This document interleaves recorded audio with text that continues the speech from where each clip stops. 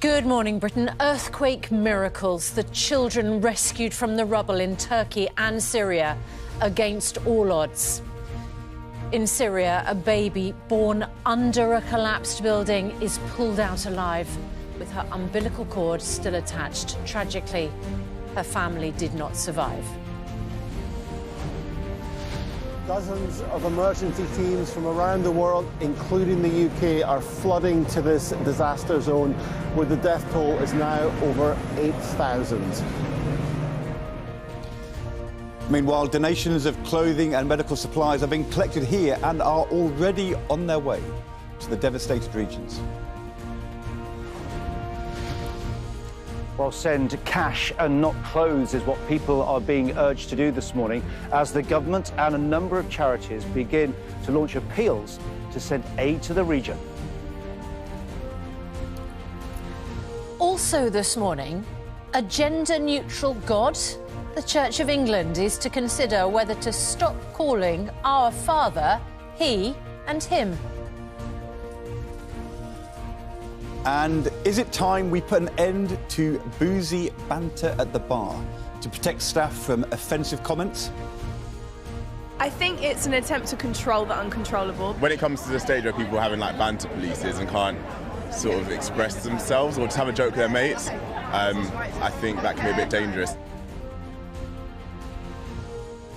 A divided start to the day, turning cloudy, wet and windy across the north, cold with fog and frost in the south. I'll have all the details of that and more coming up on Good Morning Britain.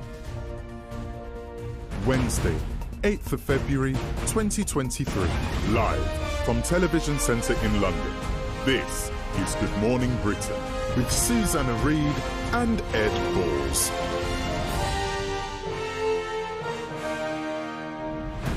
Good morning, Britain. Just after 6 o'clock. Welcome back to the programme. Ed Balls, you have got off your bike, and you literally were on a bike the last time we all saw you. Really? On a tandem at the beginning of Green Weekend. Oh, yeah. So rather than driving to a football match, Alistair Campbell came and picked you up on his tandem bike. Well, it was in Norwich, and it was Burnley versus Norwich.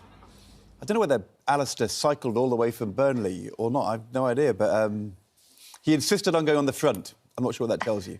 He says that he was, the biggest person has to go on the front. I said, you mean height or weight? And it turned out he meant height, which is why he went on the front. That sounds like a slightly sensitive conversation. Yeah, it was sensitive. However, we ended up going round Norwich City Football Club 3 times because it's quite easy to get onto a tandem. How do you get off? How do you stop? So we kept going past his photo call thinking, we don't know what to do. So we kept going. But it's all about football fans in their own lives, at home, but on the way to the ground, and also the football clubs themselves doing their bit to help us green the planet and tackle climate change. And I think the thing is, it is about little things we do adding up to something enormous. So we were pleased to help. Unfortunately, Norwich 0, Burnley 3 was the result. So on one level, it was good for the planet.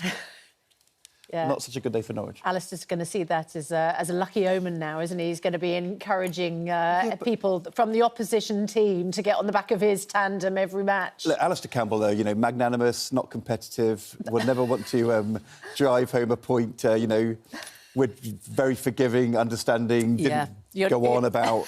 I said to him, Alistair, it's great we've done something really important for the planet today, and he just said 3-0. Yeah. Yes, that is the Alistair Campbell, I know. Yeah. Absolutely remarkable pictures this morning coming out of Turkey and Syria. You can see that our correspondent, Nick Dixon, is on the ground in Turkey now. He mentioned to me yesterday just how cold it is. So you have so many people trapped in the rubble, but the conditions for them, obviously already utterly grim, and then the freezing cold weather. Some of the most dramatic photographs of children. And there's this baby girl found on Monday, umbilical cord still attached, apparently born in the immediate aftermath of the earthquake, pulled clear by neighbours who had to cut the cord, handed her to medical teams. Oh, my goodness. The pictures are absolutely heartbreaking because for every child who's rescued, of course, we know there are others who will not have been as lucky. Nearly 8,000 people have been killed by those devastating earthquakes, and the death toll is expected to rise to around 20,000. The photo which touched me was the dad sitting holding the hand of his 15-year-old daughter, and let's just hope the rescuers can get her out. The experts say the first 24 hours is critical, and the rescuers are continuing to search for survivors in the rubble for a second night now. Freezing temperatures. Is time beginning to run out? We've got Nick Dixon reporting on the situation on the ground in Adana in southern Turkey. Jonathan Swain's outside the Foreign Office with an update on aid efforts here in the UK. Nick, I mean, we can see the devastation of the buildings behind you, people climbing on the rubble. Is there still any hope that survivors can be pulled out?